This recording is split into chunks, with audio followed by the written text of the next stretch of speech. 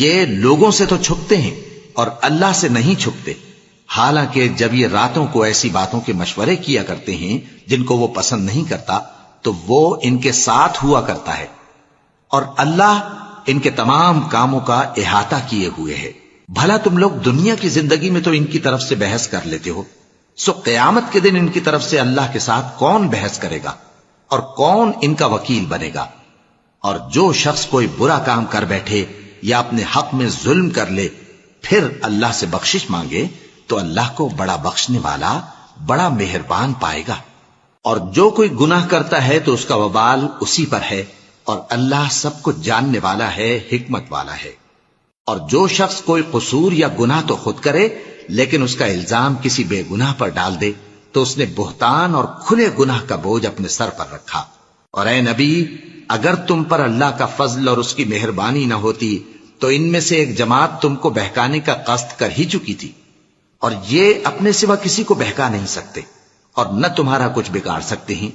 اور اللہ نے تم پر کتاب اور حکمت نازل فرمائی ہے اور تمہیں وہ باتیں سکھائی ہیں جو تم نہیں جانتے تھے،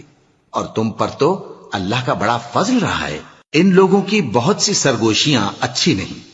ہاں اس شخص کی سرگوشی اچھی ہو سکتی ہے جو خیرات یا نیک بات یا لوگوں میں صلح کرنے کو کہے، اور جو ایسے کام اللہ کی خوشنودی حاصل کرنے کے لیے کرے گا تو ہم اس کو بڑا ثواب دیں گے۔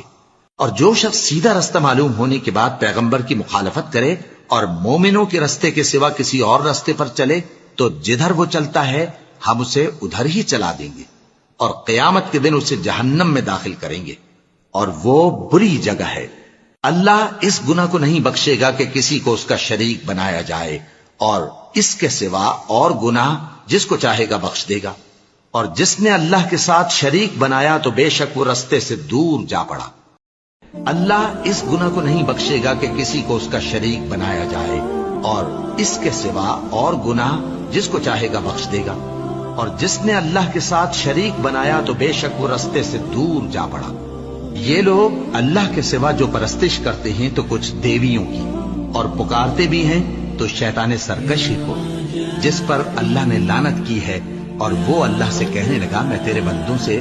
غیر اللہ کی نیاز دلوا کر مال کا ایک مقرر حصہ لے لیا کروں گا،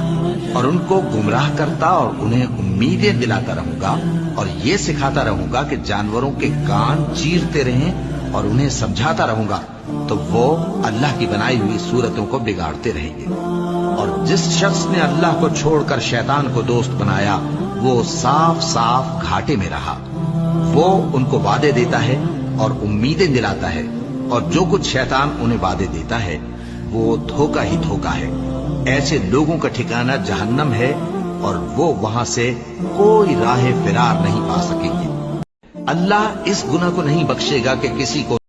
السلام علیکم گائز، امید کرتا ہوں کہ آپ سب اچھے سے ہوں گے۔ تو اس ویڈیو کو زیادہ سے زیادہ شیئر کرنا، اگر اس چینل پر نئے ہوں گے تو سبسکرائب کرنا۔